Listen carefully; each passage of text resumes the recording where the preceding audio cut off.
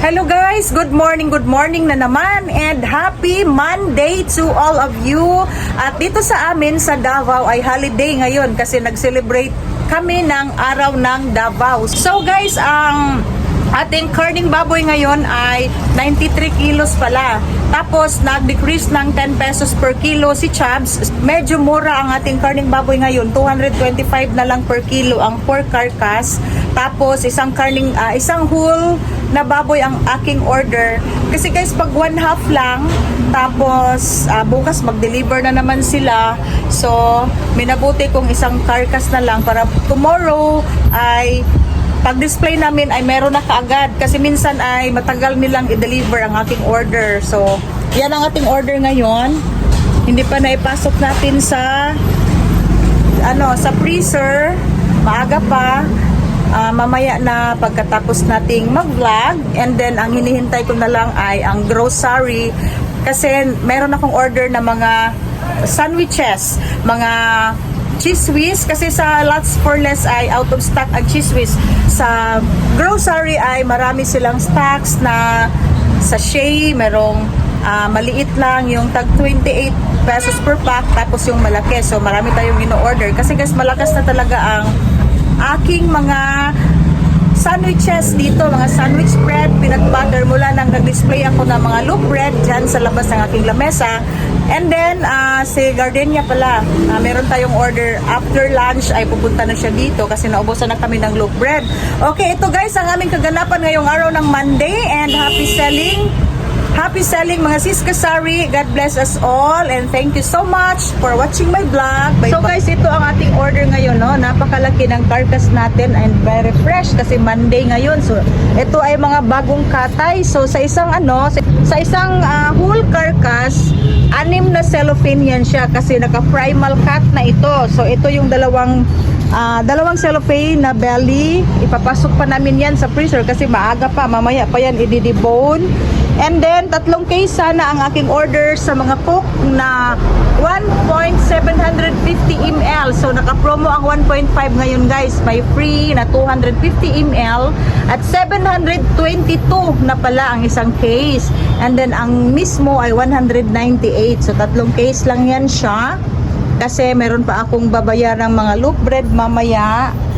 And then, meron akong order sa Unilever. Ito guys, mga crab and corn and Knorr seasoning and mga sandwich bread pa rin dito. Mga Ladies Choice, mga chicken spread, ito. Tapos, sandwich bread na Best Foods. So, yan guys. Ito ay nagkakahalagang 3,000 plus. Tapos, meron akong discount sa coupon. So, ang 3,000 plus ay nagiging 2,700 na lang. So, ang laki nang na-discount ko, no? Malaking bagay talaga na tayo ay direct sa panel kasi maka-avail tayo ng mga discounts, no? Kaysa sa grocery, wala tayong discount. Okay, so tinawagan ko talaga ang ahente, guys, no? Kasi, mas maganda talaga ang direct sa panel tayo sa Sonic Sales, mga Unilever products. So guys, ito ang order ko sa sa Unilever. So meron tayong real mayonnaise na Doi pack. Ito ay 220 ml and ang ating benta dito ay 105. Tapos chicken spread na Doi pack, and then sachet na mga chicken spread dahil malakas ito guys, and sandwich spread na Ladies Choice and mayonnaise and Best Foods. Ito guys, mga sandwich bread, Ladies Choice, sandwich bread, and cream of mushroom, 10. And then, 10 din ang ating crab and corn na maliit. Kasi ito ang saleable. Yung medyo malaki, 65 grams ay medyo mahal na yun siya. And then, meron tayong Knorr seasoning na maliit. Ito guys din ang saleable dito sa akin. So, ito lahat ang aking order na naka-discount ako dahil meron akong coupon sa Unilever. So, ang kanyang total ay 3,011. Yan guys, 3,011. Meron akong discount na 310.17 sa coupon discount card. So, ang aking nabayaran ay 2,700 na lang. So, malaki talaga guys ang aking na-discount. Kung tutuusin ang mga presyo dito, ay pwede na ako magpresyo kagaya ng presyo sa mga supermarket. Kasi, direct tayo sa Unilever. Okay, so ang Coke natin dyan ay na-display na. So, meron pa pala akong ano dito, mga bar soap na surf bar. Kasama dito sa mga sandwiches natin. So, ang ating soft drinks. Yan guys. At meron akong malapit nang mag-expire na mga Coke swak to, no? Malapit na ang kanyang expiration. So, nagpapalit ako sa panel ng 2 case lang muna. Yang mga yellow ang takip niya ay mga bago yan siya, no? May pa ang kanyang expiration. And then, yung mga red ang takip sa ating Coke swak to ay malapit na yan siya April 4. So, nagpapalit ako kanina kasi walang BO si Coke guys ha, take note, walang BO si si panel ng Coke. Ang papalitan lang nila yung mga nayuyupi, yung mga bottle niya, yung mga plastic niya ang BO, pero pag expire ay wala talagang BO sila. Walang hindi papalitan ang na-expire na. So eto, marami pa akong Coke na swak to dyan galing sa Great Wall na hindi pala bago ang stocks nila. So meron pa ako 1, 2, 3, 4, 5, 6, 7 cases of Coke swak to na nearly expired na sa April 4. So sabi ng ahente ay unti-untiin lang niya ang pagpapalit ng bagong stocks. So yung mga yellow ang cup ay ano yan siya, sa May pa ang expiration. So kailangan talaga pag mamimili tayo ng mga Coke ay titingnan ang expiration kasi hindi na gaanong malakas ang aking Coke dito. Sa bahay ito malakas, kaso lang sa bahay ay always close ang aking tindahan and mag-close na kami. So na-stock ang aking mga Coke na swak to dito. And then ang benta ko ay dati 17 kasi 144 na ang case. Ngayon ibinalik ko sa 15 pesos, no? Anyway, may pa ako 20%. 3 pesos na lang ang aking ginansya. So guys, ito ang grocery natin. Ito yung aking order, mga cheese whiz. Malaki and maliit na cheese whiz. So ito ang benta namin ay 99 pesos. Tapos ito ay 35 pesos. And then 28 ang ating malaking Dutch meal and 15 pesos ang maliit. So ito lang guys ang order ko. Nagdagdag lang ako ng tidbits na maliit kasi walang stocks sa Lots for Less. So ito lang cheese whiz and mga Del Monte tidbits. And then na-display na natin dito yung ating mga Knorr soups. Yan. Okay. So ang hindi dumating ay si Gardenia na lang talaga. Hindi pa dumating si Gardenia loaf bread. At nagdebone na kami guys ng ito. Dinidebone ko na kanina ang isang slab na belly. Ito ay firm na. So magdedebone na naman tayo ngayon. Ito na ang ating pork belly. Yan guys, very fresh ang ating pork belly pero hindi masyadong marami ang kanyang laman, no? Makapal ang taba niya. So meaning, pag ganyan ang karning baboy natin, ito ay backyard. Hindi galing sa malaking farm. Yan guys, oh. Hindi galing sa malaking farm ang ating karning baboy ngayon. Galing yan sa backyard lang. Backyard raising. Yan ang palatandaan na pag makapal ang kanyang taba, backyard yan ang karning baboy. Okay. Sige palit ninyo, be. Basta niya gipalit. Kikiam.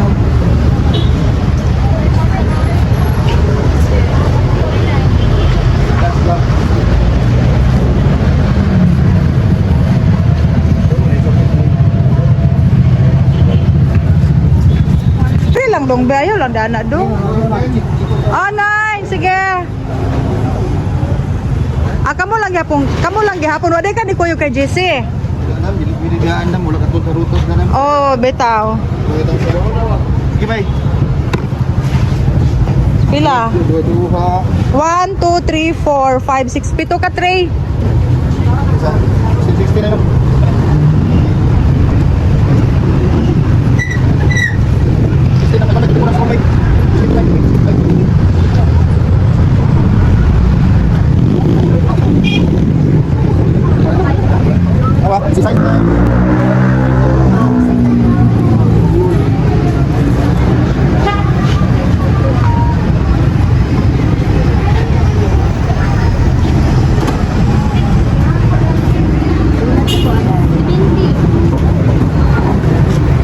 peanut eh. Kulang na tong peanut ni mo te. Purot na. Ay, sige na kong palit. Kung kasi na ako. Unsa man imo ha? Okay, tubig kay ate peanut butter. Tubig daw iya day. Pili lang di agang. Salamat eh ha. Kambyo isa day, yung 30 si ate day.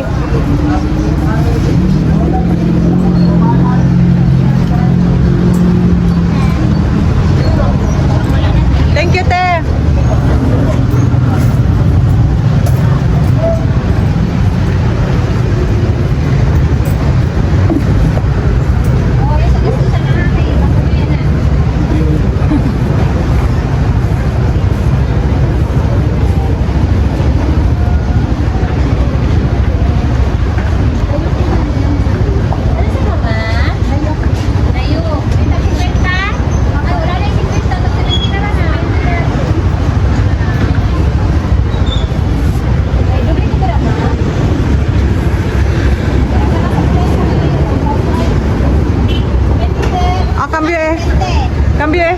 Okay, ito na guys, no? At meron tayong mga overstock na loaf bread dito sa ating gardenia display rack. So marami tayong stocks ngayon, no? Ngayong araw ng Monday kasi 7 tray ang ating order sa mga gardenia at ang napakalakas dito ay ang classic, no? Maliit and yung big classic natin. Tapos new bake, medyo mura lang yan siya. 60 pesos ang aking benta dito and then ang ating puhunan ay 49.10. Tapos maswerte tayo ngayong araw ng Monday kasi meron tayong new bake na green, no? Malakas din yan dito sa akin. So eto na ang display ko sa lamesa, no? Dito sa labas ng aking meat shop. At yan yung ating mga sandwiches. Hindi ko pa na-display yung mga bagong dineliver kanina sa Unilever, yung mga sandwich bread and mga mayonnaise. So, eto guys, ang aming kaganapan ngayong araw ng Monday ng hapon.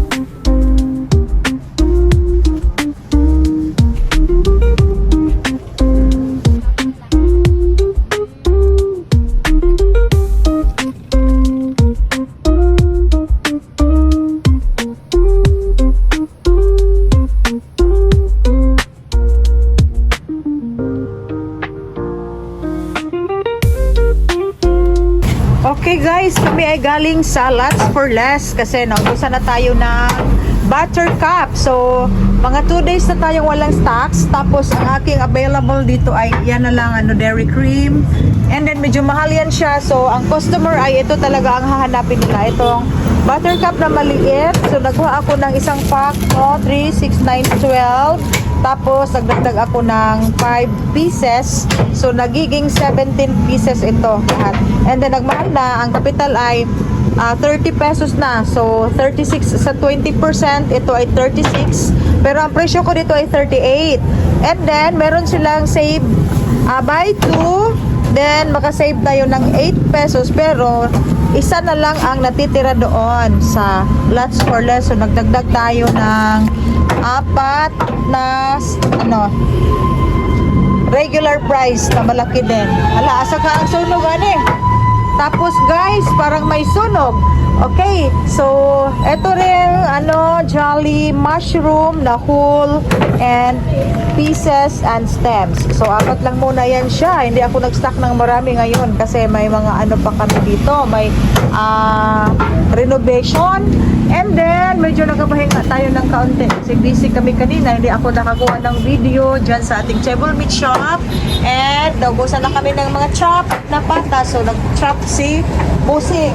Okay, so meron din akong guys, 20 pieces na naman ito na mga peanut butter na maliit. Ala, nagtaas na po ng peanut butter. Nahulog.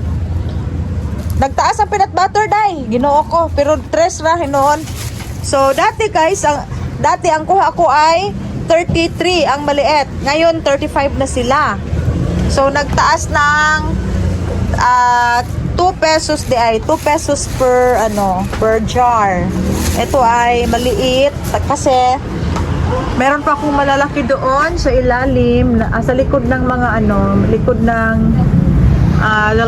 Del Monte na spaghetti sauce. Tapos eto, meron akong 2 bundle na super cute na bihon. Ito guys, nagtaas din siya.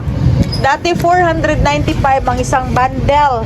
So ngayon ay 500 na siya. 500 pesos. So ang puhunan, etong 200 grams ay 30 packs, 500. So nasa 16 lang. And then ito, nasa 33. 15 packs lang ang laman niya. So pareho sila 500. Kaso lang, 15 packs lang ang malaki, 454 grams. And then ang 200 grams natin ay 30.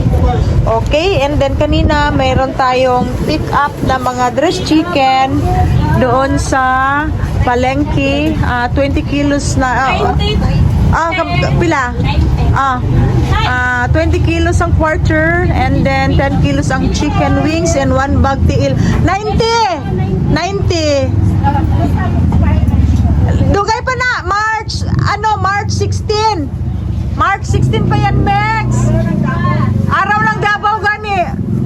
Sa araw ng Davao.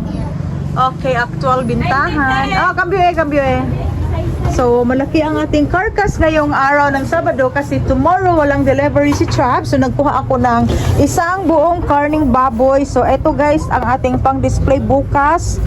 Meron pa tayong isang slab dito guys, na belly pang. Daghan pa mag-belly dito lagi pang. Display dito. Kasi mahurot na. So, eto, meron pang mga kasim na na-slice. May pata pa tayo dyan. And then, sige, wala pang 1,000 ang kwarta, kambyo isa.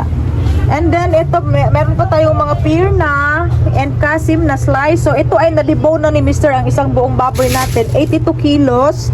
Tapos, ito yung 2 bag na whole chicken. Deliver sa akin ng aking, isang meat shop dyan, nakatabi namin, kompetensya namin, pero, sa kanila ako kumukuha dahil mura lang ang bigay niya sa akin and kasama ni Mr. sa simbahan. Okay, so ito yung quarter leg na pick up namin kanina sa palengke. Tapos yung ating chicken feet. So ang laki ng aking carcass ngayong araw ng Sabado, 82.68 kilos. So ang ating mabayaran sa Monday ay 19,400. So yan guys, malaki talaga ang kapital ng karning baboy.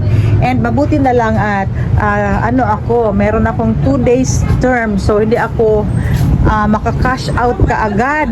Tapos meron pa pala akong dito, 1.5 na Coke. 4 lang guys kasi mabigat na siya. And nag-commute kasi busy na dito. So ibinaba lang ako ni Mr. Salats, siya ay dumiretso na dito. And meron tayong pineapple juice. Yan na lang guys ang aking mga dyan, 1.5. And then sa Monday pa ang panel. Okay. So dito walang loaf bread kasi si Jessie ay hindi pumunta sa akin. So ito na lang ang aking loaf bread. 2 maliit and 5 na lang ang natin, ang classic big and mga palaman. So ito yung ating mga palaman. And then ang dami kong order sa Unilever, next week pa yon ma-deliver. Mga sandwiches, mga mayonnaise, mga sandwich spread, mga chicken spread. So, wala, medium lang. So, wala ko yung small. Wala naman may nagtinda ko dito. Oh, so eto guys ang ating display ngayong araw ng Sabado ng hapon. So, yan yung ating sari-sari store. Mga hotdog.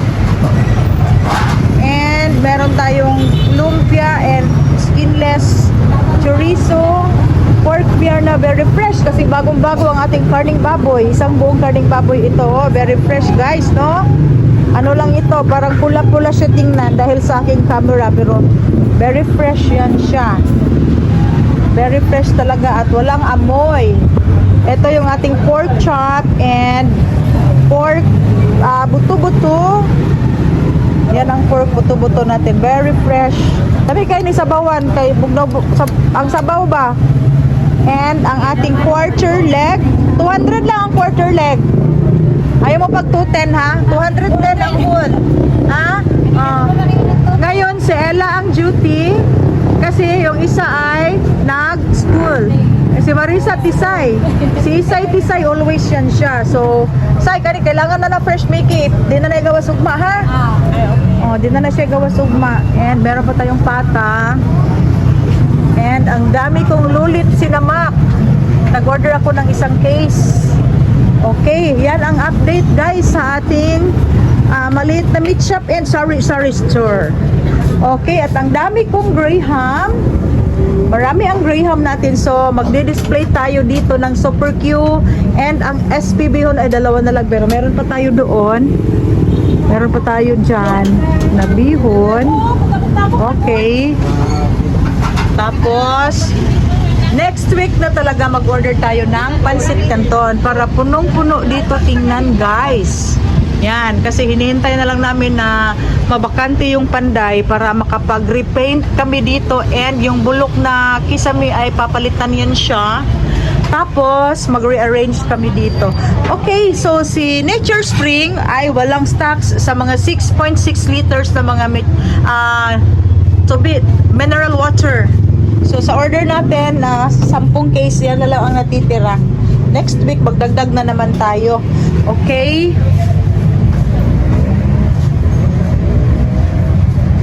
May customer tayo, guys. Thank you, Lord. So, medyo busy kami kanina. Busy kami kanina.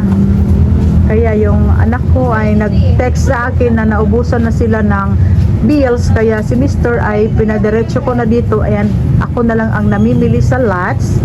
Yan yung pinamili ko kasi wala na talagang buttercup. So, nag-commute na lang ako pag uwi. Okay.